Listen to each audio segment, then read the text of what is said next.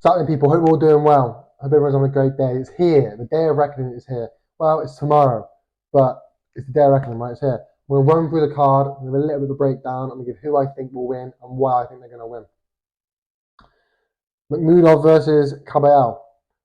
This is actually a really good fight, I think. I think it's starting off the card, I think it's really good. I think it's quite close. I do think McMudov's going to win. He's undefeated as a pro. He's got a few losses as an amateur, including he has been stopped. So that, I think, taken into account, will I think it won't be an easy fight for him. I do think he'll come through that. We'll move on, just because if I spend ages on every single fight, it's going to be a 40-minute video. Frank Sanchez versus Junior Farr. Again, I think it's a really good fight. I think that's a really good fight. I mean, don't get me wrong. Every fight on the card is clearly a very good fight, right? It's just the nature of this card. I think Frank Sanchez, he's in the same gym as Canelo Alvarez, isn't he? And yeah, he's in the same camp as Canelo Alvarez. And there's even that video of him going around with Canelo sparring him, which is obviously crazy. Frank Sanchez undefeated. Junior Farr, what's that, 20-2? And I know he lost to Joseph Parker.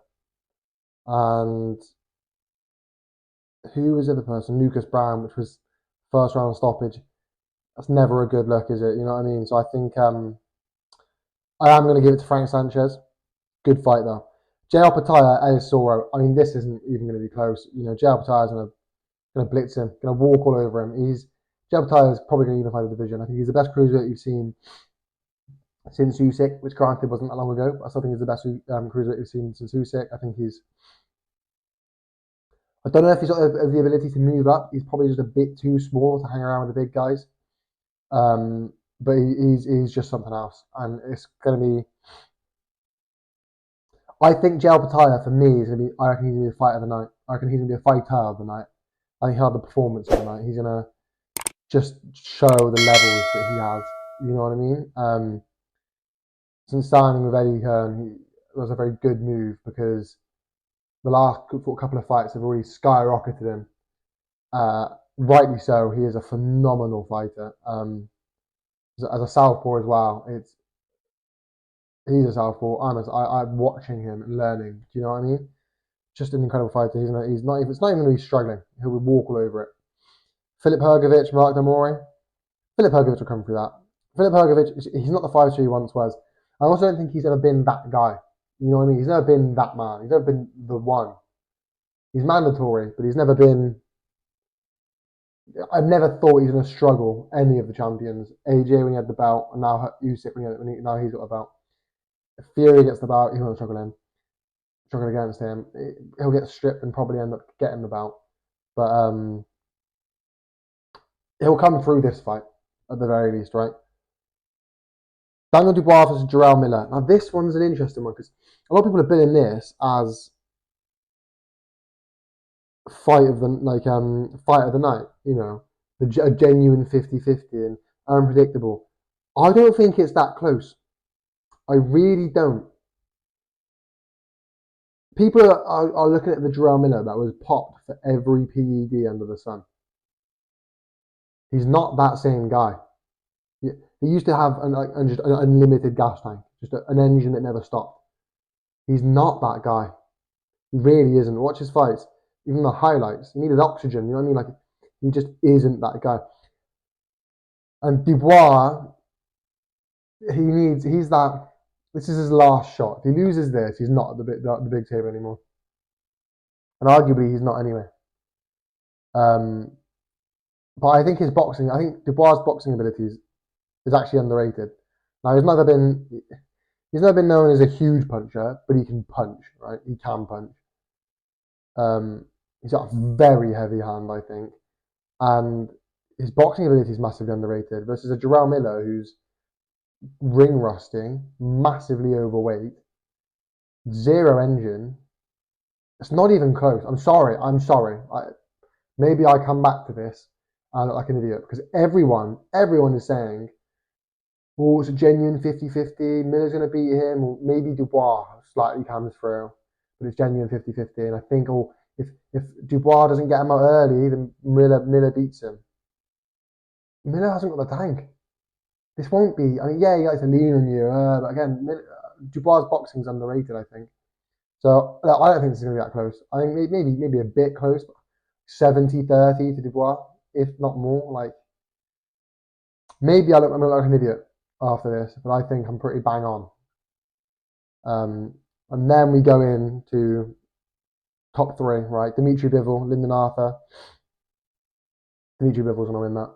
He's just, I mean, he's beaten my man. He beat Canelo Alvarez, which I predicted he'd do that. But anyway, yeah, Dimitri Bivol versus Lyndon Arthur. Dimitri Bivol's going to win that. I don't think it'll be too close. I think Lyndon Arthur's good, but he's just way out his depth here.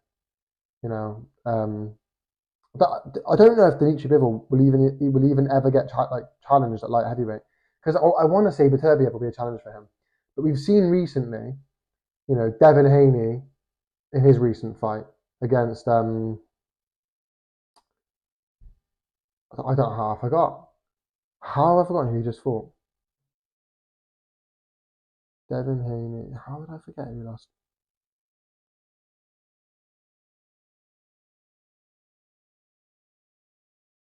Devin Haney versus Regis Prograis. Devin Haney just made it look easy.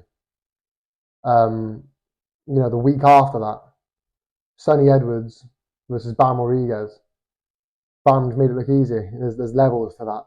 Terence Crawford versus Errol Spence. Terence made it look easy. These fights that we think are 50-50 fights, there's just levels to it. And I think one of them just tends to shine. And I think that's what will be the case with Dimitri Bivol versus Beterbiev. So I don't think Lyndon Arthur is going to pose an issue.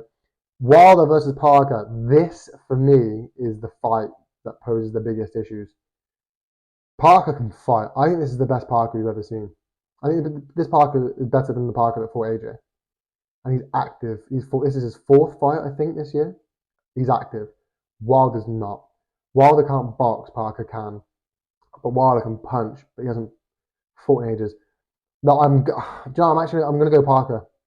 I'm going to go. I think somewhere on this card, there's got to be an upset. And so far, I haven't seen it. I'm not going to give it to Otto Wallin. So it's got to go to Joseph Parker. Somewhere on this card, there has to be an upset. I've gone Dubois beating Miller. I don't think that's an upset. I think the bookies will favour Dubois. And I think, if we're honest, Dubois has got to be a favourite. How much is up for debate, but it's not a genuine 50-50. And even if it is a 50-50, it's not an upset. The win is not an upset then, is it? So somewhere on this card, I think there's got to be an upset. I just don't know where. And I think for that reason, I'm going to go Parker to beat Wilder. I don't think he'll stop him. I think he'll be too scared of that punch. I think he'll be too scared of the punch, but I also think that maybe I think he'll put the pressure on, because he's in the same camp as Fury. That's what Fury did. So he'll put the pressure on, and he'll try and get him out of there, because you don't want to be sticking around with Wilder, because if he lands that punch in the last second of the 12th, you're fucked. So you don't want to be sticking around with him. So he'll try and get him out of there, but he's also going to be cautious of, at any second, he can explode that right hand on me. So he's not going to guns blazing, go for it. So I think it will go a distance. I don't think Wilder will be able to catch him, and I'm going to go Parker on points. I'm not 100% on that. You know what I mean? I think if I'm honest with myself, Wilder probably will find the knockout. It's Wilder, always does. Probably will find the knockout. If I'm honest with myself. But I don't want to. I don't want to gun through this and just give the predictions that everyone knows I'm going to give. Do you know what I mean? So I need to go for an upset somewhere. I think the most likely upset, the most logical and systematic upset is Parker to beat Wilder. I think it's one of those ones where people have mentioned it, but haven't quite. Oh yeah, but it's like I said the same about Wilder fighting AJ. Oh, Wilder will knock him out. Wilder will knock him out. Really? This is by far, bar the one he's lost, Tyson Fury, Wilder's hardest opponent. But he's fighting the best Parker, an active Parker. He's inactive. This is his hardest opponent, bar Tyson Fury, who beat him. Like, it's the same as that's why I was like, AJ's going to beat him. But AJ's obviously harder than Parker. But Parker's up there, you know. Parker's a massive challenge. And for somebody who can't box, a different Wilder, not the Wilder you're used to seeing, hasn't boxed in a long time. Look, Wilder's favourite. If I was being like 100% honest, I'd probably go Wilder. But this part of me just going, Parker's going to win it. Parker's going to go in there. He's going to upset the odds. He's going to win it. This is, again, similar to Dubois. This is Parker's last chance to sit at that big table. To sit at that table with all the big guns. He loses this, he's not there. If he beats Wilder, though, he's there. And of course, that kills the AJ Wilder card. Not kills it, right? But it certainly devalues it. So I'm going Parker. I'm going to go points. But I wouldn't be surprised for a late stoppage between 8 to 12, maybe 9. Maybe 9 stoppage, between 8 to 12, and then not points. Is my prediction. AJ Wallin, AJ gets a knockout. AJ's got the beating of him in the amateurs. AJ's got the beating of him again in the amateurs. He's sparred a lot. AJ just looks riled up for it, looks motivated.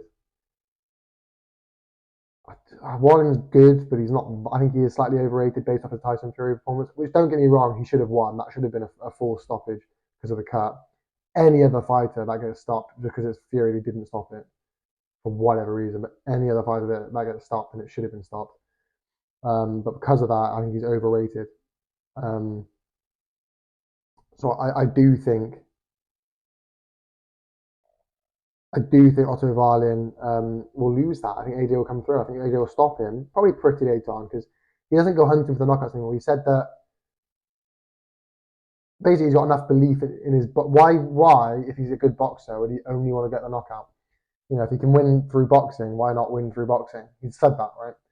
if the knockout comes, the knockout comes. But he's gonna want a knockout. He's gonna want a knockout, isn't he? I'm gonna go late again. I don't think he's gonna get him early. He's a southpaw. He's tricky southpaw. He's not as big as Helenius, which is where I think AJ struggled before. I'm gonna go 8. Round 8 stoppage by AJ. It might be sooner, but I don't think they're going to distance. I think AJ's going to stop him round 8. But I can't wait. I can't wait. Tomorrow, Christmas Eve. I just can't wait. So excited. Let me know your thoughts, people. Hope you enjoyed watching that. Like, subscribe. You know how YouTube works. All that good stuff, people. Leave a comment. Take it easy.